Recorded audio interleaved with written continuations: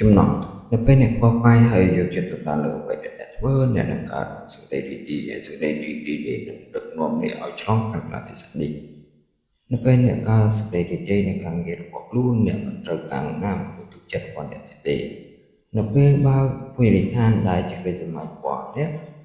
ហើយមិនមាននរណាមួយជួបស៊ីអ្នកនឹងនៅតែបន្តសាកល្បងបង្កើតមុខម្ហូបថ្មីៗនិងទីតាំងថ្មីរហូតដល់តែភោជនីយដ្ឋានរបស់អ្នកពេញអ៊ូអរដោយអតិថិជនបើអ្នកខ្សែធនអ្នកអាចនាំភាពរីករាយនៃការងារនេះរបស់អ្នកទៅតាមមនុស្សណាម្នាក់ដែលមានលុយច្រើនជាងអ្នកធ្វើឲ្យគាត់អាចជាដៃគូរបស់អ្នកឆ្លងកាត់សេចក្តីមុំមងខ្លះៗប៉ុន្តែនៅក្នុងដួងចិត្តរបស់អ្នកនឹងច្បាស់ថាអ្នកកំពុងតែទៅលើផ្លូវត្រឹមត្រូវទៅកាន់ភាពជោគជ័យច្បាស់ណាស់អ្នកត្រូវការឆន្ទៈនិងការតាំងចិត្តច្រើនសម្រាប់អ្នកប៉ុន្តែចំណងរបស់អ្នកគឺជាមូលដ្ឋានគ្រឹះភាពត្រឹមត្រូវគឺការចេញអំពីអារម្មណ៍ដែលប្រកបទៅដោយគោលបំណងច្បាស់លាស់វាគឺជាកាតព្វកិច្ចរបស់អ្នកចំពោះខ្លួនឯងចំពោះអ្នកដទៃនៅក្នុងការធ្វើអ្វីៗដែលធ្វើឲ្យអ្នកសប្បាយរីករាយនៅលើโลกនេះគឺមានច្រើនគ្រប់គ្រាន់ណាស់ទៅហើយនៅមនុស្សស្បែកស្ដាងដែលមិនទាន់នឹងដាក់នៅលើភ្លើងផងក៏ស្រែកដៅរលាករលាបាត់ទៅហើយដំណើរស្វែងរកក្តីសុបិនគឺគ្មានឡើយលិខិតធានារ៉ាប់រងបីបញ្ជាក់ថាវាគឺជាដំណើរងាយស្រួលពីមួយជំហានទៅមួយជំហានជីវិតជានិច្ចកាលកាន់តែពិបាកទៅប៉ុន្តែអ្នកមានឱកាសដើម្បីរីកស្គមស្គាយពោលគឺមានឱកាសដើម្បីមើលឃើញខ្លួនឯងខ្លះជាមនុស្សដែលអ្នកបងប្រាថ្នាប្រកបគំនិតសំខាន់ទោះអ្នកកំពុងស្ថិតនៅកន្លែងណាក៏ដោយក៏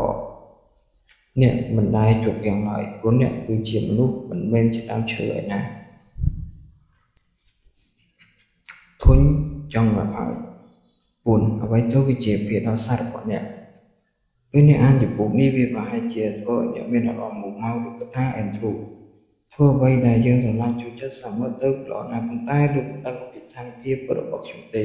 បើសិនបើអ្នកមានក្តីសុបិនតែមិនទាន់បំពេញនៅឡើយជួយអ្នកសិក្សាវិភាគវាដោយសារទាំងអស់ដែលអ្នកចូលចិត្តប្រើជានិច្ចកាលយើងពិតជាមិនស្មោះត្រង់នឹងខ្លួនឯងឡើយយើងស្រែកថារបស់នេះต้องមិនរួចរបស់នោះធ្វើមិនកើតប៉ុន្តែតាមពិតការងារទាំងនោះគឺងាយស្រួលសោះម៉ារីនិយាយថាខ្ញុំស្រឡាញ់និងចង់រៀនបុរាណវិទ្យាខ្លាំងណាស់ប៉ុន្តែក្តីសម្បត្តិរបស់ខ្ញុំគឺមិនអាចទៅរួចទេខ្លឹមសារនៅក្រោយពីសម្ដីរបស់នាងគឺដើម្បីសិក្សាបុរាណវិទ្យាបានខ្ញុំត្រូវការរបស់តែមួយទេនៅក្នុងចំណោមទាំងអស់នេះក៏ត្រូវមានពិន្ទុគ្រប់គ្រាន់ទៅតាមការកំណត់ឬក៏ខត្រូវធ្វើការក្រៅម៉ោងនៅក្នុងហាង Greasy Joe's ដើម្បីយកលុយមកបង់ថ្លៃសាលាឬគួរត្រូវការប្រាក់កម្ចីដើម្បីបង់ថ្លៃសិក្សាឬក៏គួរជប់ចេញទៅស៊ីអាហារពេលល្ងាចនៅខាងក្រៅជាមួយគឺឆ្នាំឬក៏ងូឲ្យធ្វើទាំងអស់ខាងលើតែប៉ុណ្ណោះប៉ុន្តែនាងបានសម្រេចចិត្តថាបុរាណវិទ្យាគឺមានតម្លៃមិនស័ក្តិសមនឹងការលះបង់ធ្វើធ្វើការទាំងអស់ឬក៏សម្បីតែមួយខាងលើនេះទេច្បាស់ណាស់ខ្លឹមសារពិតរបស់ពាក្យសម្ដីរបស់ម៉ារីគឺបើលោកគិតថាខ្ញុំត្រូវតែធ្វើកិច្ចការទាំងអស់នេះដើម្បីមានលុយចូលរៀនបុរាណវិទ្យាគូបាទរបស់លោកអាចមានបញ្ហាហើយខ្ញុំក៏មិនបានទេជិមនិយាយថាខ្ញុំចង់បានផ្ទះមួយល្វែងជារបស់ខ្លួនឯងគាត់បាននិយាយពីនេះអស់រយៈពេល22-23ឆ្នាំមកហើយអត្ថន័យក្នុងពាក្យសម្ដីរបស់ជិមនេះគឺខ្ញុំចង់បានផ្ទះមួយល្វែងប្រសិនបើក៏ខ្ញុំមិនបាច់ខំប្រឹងសន្សំលុយក្នុងពេកទេខ្ញុំមិនបាច់ខំប្រឹងធ្វើការក្នុងពេកទេឬក៏ខ្ញុំមិនបាច់ត្រូវរត់ទៅរស់នៅបន្តស្ទើរដល់អាសន្ននៅផ្ទះជួលដែលថោកបំផុតទីបំផុតជិមនៅបន្តរស់នៅក្នុងផ្ទះជួលរបស់គាត់រហូតមកដល់សប្តាហ៍ម៉ារីនិងជិមបានធ្វើការសម្រេចចិត្តមួយដែលត្រឹមត្រូវហើយក៏មិនខុសដែរគឺការសម្រេចចិត្តដែលមានលក្ខណៈពិរោះស្ដាប់មិនជាអ្វីដែលអត់ទេអ្វីដែលធ្វើឲ្យវិធាននោះគឺនៅត្រង់ថាពួកគេធ្វើពុតតែខ្លួនគ្មានជំរឿនផ្សេងពីនេះទេតែមានមនុស្សប៉ុន្មានអ្នកដែលចេះតែត្អូញត្អែថាវាមិនអាចទៅរួចទេក្នុងការផ្លាស់ប្ដូរការងារឬក៏មុខរបររបស់ខ្លួនរហូតដល់ជំងឺបេះដូងចូលមកពីប្រហារទោះពួកគេផ្លាស់ប្ដូរការងារឬក៏មុខរបរខ្លួនឯងឲ្យធ្វើទៅបានទីបំផុតយើងធ្វើដោយខ្លួនឯងឬក៏កលៈទេសៈបង្ខំយើងឬអ្នកផ្សេងធ្វើជាមួយយើង ហើយអ្វីត្រូវរហូតដល់ទើបប្រាប់តែអ្នកនៅសល់ពេលតែ6ខែទៀតដើម្បីរស់ទឹកអ្នកចាប់ផ្ដើមរកមកធ្វើការដែលខ្លួនស្រឡាញ់ជួយចិត្តនៅក្នុងជីវិតចុះបើក្តីសម្បត្តិរបស់ខ្ញុំមិនអាចទៅរួចថាធ្វើយ៉ាងមិនទៅនោះគឺជាសត្វប្រកបដោយបញ្ញាដែលអាចធ្វើរឿងអស្ចារ្យនឹកស្មានម្ដងចុះពិចារណាអំពី Roger Crawford ដែលជាជនជាតិអាមេរិកកើតមកមានជើងតែម្ខាងនិងមានដៃពីរតែគ្មានប្រអប់ដៃទេប៉ុន្តែ Roger បានក្លាយជាអ្នកវិទ្យានិកអាជីពដ៏ល្បីល្បាញម្នាក់ទៅវិញហើយមិនត្រឹមតែប៉ុណ្ណោះទេក៏ធ្វើជាគ្រូបង្រៀនកីឡានេះជាមុខរបរចិញ្ចឹមជីវិតថែមទៀតផងបើអ្នកចង់ដឹងអ្នកអាចអានសៀវភៅរបស់គាត់បានមានចំណងជើងថា Playing from the Heart របស់រឿងរបស់ Roger នឹងធ្វើឲ្យអ្នករលេចមកមើលដែនកំណត់របស់អ្នកម្ដងទៀតម្ខាងលោក Digital Dan នៃទីក្រុង Fernandale ក្នុងរដ្ឋ California សហរដ្ឋអាមេរិកធ្វើជាជាងជ្រៅរហូតដល់គាត់មានជំងឺមហារីកបំពង់កហើយទទួលបានការវះកាត់យកបំពង់កចោលនៅពេលគាត់និយាយលេងបានគាត់ប្រែក្លាយជា DJ ចាក់តន្ត្រីឲ្យគេស្ដាប់ទៅវិញ Dan វាយពាក្យសម្ដីដែលគាត់ចង់និយាយនៅលើកុំព្យូទ័រដូច្នេះកុំព្យូទ័រគឺជានិយាយជាមួយគាត់មានចំណុចមួយដូចគ្នានៅក្នុងចំណោមពលជោគជ័យជាច្រើនគឺពួកគេតែងតែចាប់ផ្ដើមយូរយ៉ាងទេពួកគេគួរតែចាប់ផ្ដើមតាំងពីយូរយារណាស់មកហើយអ្នកប្រហែលជាធ្លាប់ឃើញអ្នកដែលរួបរឹតដោយជំងឺហឺតតែបានខ្លះទៅជាពលករជាងឯងអ្នកធ្លាប់ឃើញសេដ្ឋីដែលប្រែជាខ្សែទុនអ្នកប្រហែលជាធ្លាប់ឃើញរឿងរាប់ពាន់ស្តីពីជនអន្តោប្រវេសន៍ដែលបានក្លាយជាសាស្ត្រាចារ្យនៅសាកលវិទ្យាល័យនិងអគ្គនាយកក្រុមហ៊ុននៅពេលឧបសគ្គគ្រប់គ្នាដើម្បីប្រឆាំងនឹងអ្នកអភិវឌ្ឍភាពរឹងប៉ឹងខាងអារម្មណ៍ផ្លូវចិត្តដើម្បីគ្រាន់តែធ្វើឲ្យខ្លួនឯងរស់នៅក្នុងមួយគ្រានោះប៉ុន្តែក្រោយមកភាពខ្លាំងក្លាដែលអ្នកអភិវឌ្ឍដើម្បីរស់នេះនឹងក្លាយទៅជាអាវុធសម្ងាត់របស់អ្នកគំនិតសំខាន់ជាងតែងតែមានជំរិតបើពេលនេះអ្នកមិនកំពុងតែធ្វើអ្វីមួយទេវាមិនដើរមកពីអ្នកកំពុងតែដាក់តាមប្រព័ន្ធរបស់អ្នកនៅកន្លែងផ្សេងសំណួរមិនមែនសួរថាហេតុអ្វីវាមិនអាចទៅរួចនោះទេប៉ុន្តែព្រមមកវិញ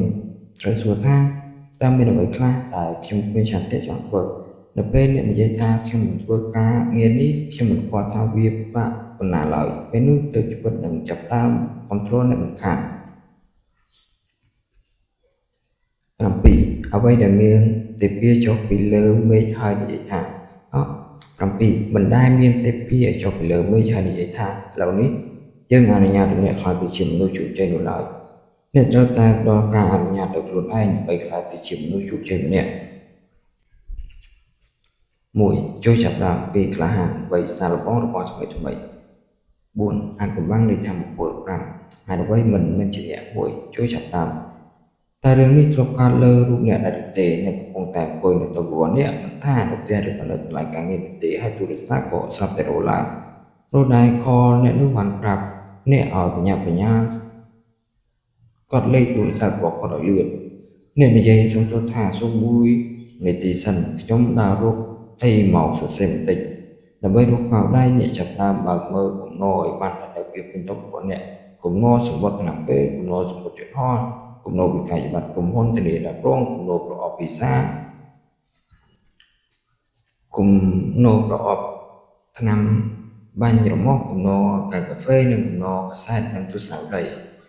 សូមទោសលោកសូមបន្តិចទៀតខ្ញុំដាក់កៅដៃនៅកន្លែងណាចេះអ្នកក្រោកទៅបើកថតទូដែលពេញទៅដោយថ្មពិលជើចាស់ថ្មិញជើងត្រគ្រាប់កុងហ្គោសិភៅស្តាងស្ដីអំពីការបញ្ចុះទម្ងន់ថតការប្រកាសហុងកុងខ្មៅដៃពណ៌របស់ក្មេងខ្មៅដៃពណ៌អ្នកកញ្ឆក់យកហើយចាប់តាមទៅសេះលេខទូរស័ព្ទរបស់គាត់ដោយខ្មៅដៃពណ៌លឿងបន្ទាប់មកចុះហើយសម្រាប់បន្តិចអ្នកនិយាយនឹងខ្លួនឯងថាឥឡូវនេះខ្ញុំស្រាប់តែរកឃើញពីកាយបត្តិដែលរ៉ាប់រងនេះដូច្នេះខ្ញុំនឹងដាក់វាទៅក្នុងសមីមួយដើម្បីកុំឲ្យភ្លេចវាបន្ទាប់មកអ្នកប្រមូលសពតយន្តហោះហើយរៀបពួកវាដាក់ដុំហើយប្រមូលកាយកាហ្វេដាក់ក្នុងធុងសម្រាប់លាងចានមុននឹងអ្នកដឹងខ្លួនអ្នកចេះតែបន្តរៀបចំរបបផ្សេងទៀត ប្រមូលជួរលុកដាក់នៅលើដំបូលទូសៀវភៅកត់លេខទូរស័ព្ទដាក់នៅលើភ្នើប្រអប់មានពិសាប្រមូលដាក់ក្នុងធុងសំណាញ់អ្នកថែមទាំងជូតសូកូឡាដែលប្រឡាក់លើទូរស័ព្ទតុកមនុស្សម្នាក់ដែលប្រកបដោយចំណេះដឹងគឺជាបុគ្គលដែលរស់នៅប្រកបដោយសកម្មភាពមិនមែនត្រឹមតែគិតចង់ធ្វើសកម្មភាពនោះទេ Carlos Castaneda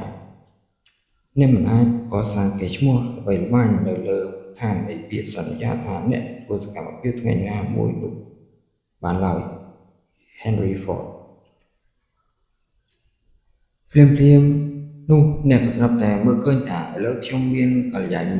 រិយាល័យមួយដែលមានស្ដាប់ធ្នាប់ខ្ញុំមានអារម្មណ៍ច្បាស់នឹងខ្លួនឯងហើយចាប់ផ្ដើមធ្វើផែនការខ្ញុំនឹងបង្កើតសម្លេងថ្មីដែលមានដាក់ឈ្មោះជាអក្សរពណ៌ខ្ញុំនឹងទិញកែវមួយដើម្បីដាក់មិចខ្ញុំនឹងសម្អាតធុងសំរាមរៀងរាល់សប្តាហ៍ហើយឥឡូវនេះអ្នកកំពុងតែស្ថិតនៅលើផ្លូវទៅកាន់បេសកកម្មមួយដែលធំជាងការទុកសម្ភារៈសរសេរឲ្យមានសណ្ដាប់ធ្នាប់ពោលគឺអ្នកកំពុងតែមានបេសកកម្មរៀបចំការិយាល័យទាំងមូលឲ្យបានល្អតែម្ដងអ្នកកំពុងតែបង្កើតកន្លែងធ្វើការមួយដែលស្អាតបំផុតនៅក្នុងលោកនាយកពេលអ្នកកំពុងតែវងទូលីដោយនិរិយាយអ្នកស្រាប់តែរកឃើញខ្មៅដៃប្រហែលជា1 គីឡូប៉ុន្តែវាមានប្រយោជន៍ទៀតទៅព្រោះអ្នកសរសេរព្រោះអ្នកបានសរសេរលេខទូរស័ព្ទរួចទៅហើយមានអ្នកទេវានៅតែមានប្រយោជន៍នេះគេហៅថាគោលការណ៍រៀបចំការិយាល័យបែបជ្រាបវៃ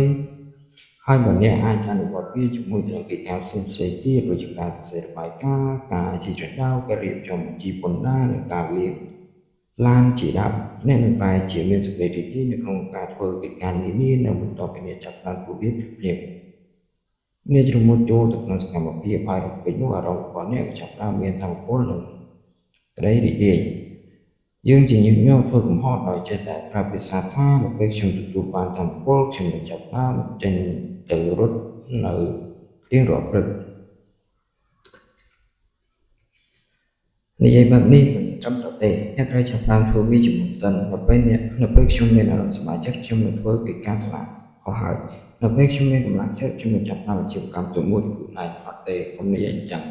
អ្នកនឹងទទួលថាមពលនិងក្តីរីករាយចំពោះកិច្ចការណាមួយនៅបន្ទាប់ពីអ្នកចាប់ផ្ដើមធ្វើវាតែប៉ុណ្ណោះថាមពលដែលអ្នកទទួលបាននេះគឺជាលទ្ធផលនៃសកម្មភាពធ្វើកិច្ចការនេះរបស់អ្នកដូច្នេះអភិបាលនោះក៏ត្រូវចាប់ផ្ដើមធ្វើសកម្មភាពជាមុនសិនហេតុផលមួយទៀតដែលអ្នកត្រូវតែចាប់ផ្ដើមធ្វើសកម្មភាពគឺនៅត្រង់ថាអ្នកមិនដែលត្រៀមខ្លួនពេញបរិបទចំនួន 100% ដើម្បីធ្វើអ្វីមួយឡើយទោះបីជាចំណាយពេលវេលាច្រើនប៉ុណ្ណាក៏ដោយឧទាហរណ៍ដូចជាការឡើងនិយាយជាសាធារណៈជាដើមតែអ្នកធ្លាប់បានរៀបចំពេញ 100% សម្រាប់សន្ទរកថាណាមួយដែរទេមានទេមិនខ្វល់ថាអ្នកសរសេរសន្ទរកថាម្ដងហើយម្ដងទៀតប៉ុន្មានដងទេមិនខ្វល់ថាអ្នកចំណាយពេលច្រើនប៉ុណ្ណាដើម្បីរៀននិយាយពីទេអ្នកនឹងនៅតែប្រាប់ខ្លួនឯងថាប្រសិនបើខ្ញុំមានពេលតែបន្តិចតែទៀតប្រកបជាជួយយកការរៀបអាពាហ៍ពិពាហ៍មកធ្វើជាឧទាហរណ៍តែអ្នកត្រៀមខ្លួនពេញ 100% ដើម្បីដើរនៅចំពោះមុខភ្ញៀវកិត្តិយសដែរទេតែអ្នកបានរៀបចំខ្លួនពេញបរិបូរណ៍ចំពោះកិច្ចការណាដែលត្រូវធ្វើនៅបន្ទាប់ពីនឹងដែរទេមិនអាចទេអ្នករៀបចំខ្លួនល្អបំផុតតាមតែអ្នកអាចធ្វើបានហើយបន្ទាប់មកអ្នកដកដង្ហើមយ៉ាងវែងបច្ចុប្បន្នទៅមុខដើម្បីចាប់ផ្ដើមធ្វើវា Friend និយាយថាជប់រកការធានាថាឲ្យខ្ញុំថានឹងមិនបរាជ័យឡើយពេលនោះទើបខ្ញុំអាចចាប់ផ្ដើមបានអត់ទេ Friend លោកត្រូវតែតាំងចិត្តដើម្បីធ្វើអ្វីមួយលោកត្រូវតែរៀបចំខ្លួនឲ្យល្អបំផុតតាមដែលអាចធ្វើទៅបានហើយបន្ទាប់មកលោកត្រូវតែចាប់ផ្ដើមធ្វើវាដោយគ្មានការធានាអ្វីទាំងអស់គុំនិតសំខាន់អ្នកទទួលកម្លាំងចិត្តតាមរយៈការធ្វើសកម្មភាពលើអ្វីមួយគឺមិនទទួលតាមរយៈការអង្គុយគិតចង់ធ្វើអ្វីមួយនេះទេសកម្មភាពអាចធ្វើឲ្យអ្នករីករាយហើយសកម្មភាពក៏អាចរំលេចឱកាសឲ្យអ្នកឃើញថែមទៀតផងដូច្នេះបើជំហានទៅមុខដើម្បីចាប់ផ្ដើមធ្វើសកម្មភាពភ្លាមៗ